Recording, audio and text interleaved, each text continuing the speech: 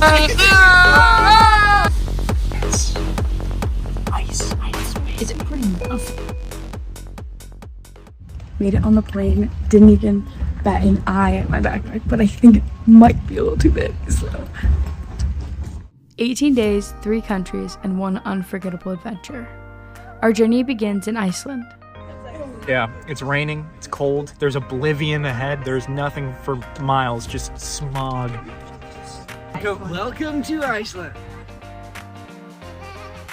We started in Reykjavik, the capital city, where modern art meets Viking history. We wandered colorful streets, warmed up with coffee in cozy cafes, and got our first taste of Icelandic culture. At the Perlan Museum, we learned about glaciers, volcanoes, and the fragile beauty of Iceland's natural wonders. It was a wonderful opportunity to learn about what we were about to see for ourselves. What's one thing you guys have learned in here? Viking, the Norse Viking Nidod, was supposedly the first Viking to set foot on Iceland. However, some historians think it was a Greek, explorer, Pythias. He called it Thule, and people don't know if he was actually talking about Iceland. Was it Iceland? Somewhere else. The mystery remains. Then we set off on our most adventure-packed day, a tour of the Golden Circle. Roaring waterfalls, erupting geysers, and wide volcanic fields that stretched in every direction. It's breathtaking, but it also reminds us of the raw power of the earth. Our journey began at Kerith Crater. What are we looking at? We're looking at a big howl. With time of year and everything, and we used to have concerts done. It's a 3,000-year-old cauldron-like hollow that was formed by the collapse of a volcano after a large eruption. Red volcanic rock and an aquamarine lake at its center. It was just a giant burst of rain. Look, you can see it on Brooklyn's glasses. Guys, I can't see a thing. I just took my glasses off right when it started raining. So okay, but we were looking at this, and then it started dumping rain. And now it's like sunny again. So that's cool. Monday would be fine, but you so. Our tour guide just explained to us how there's no word for Please. in Icelandic.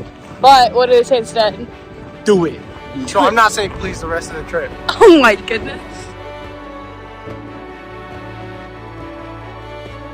Then something unforgettable.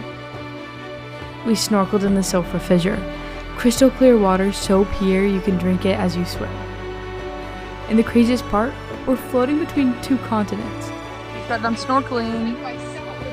How was that big? So fun. So good? So good? Yeah, most majestic experience.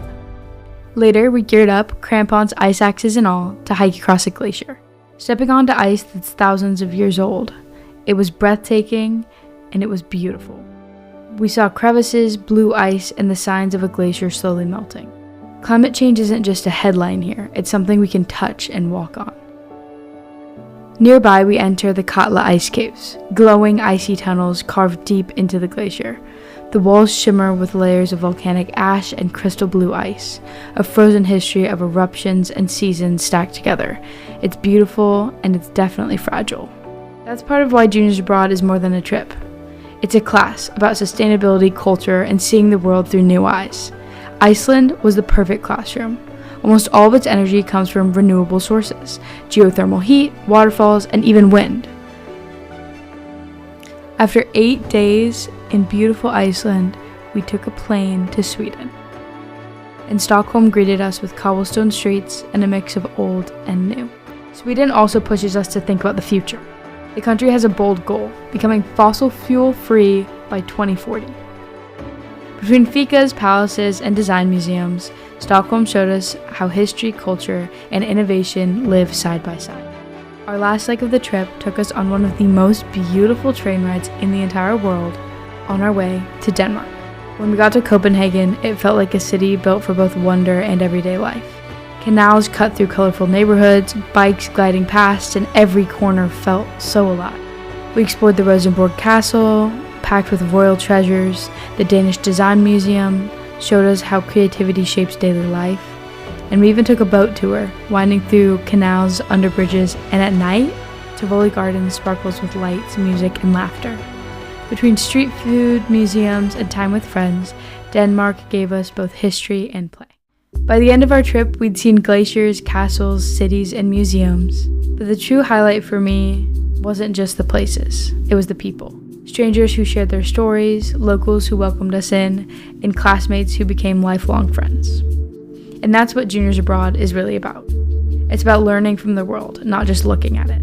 From glaciers melting under our feet to countries leading in renewable energy, this trip leaves us with more than photos. It's the kind of experience that stays with you long after the plane ride home. Guys, what are we doing? Have a come on.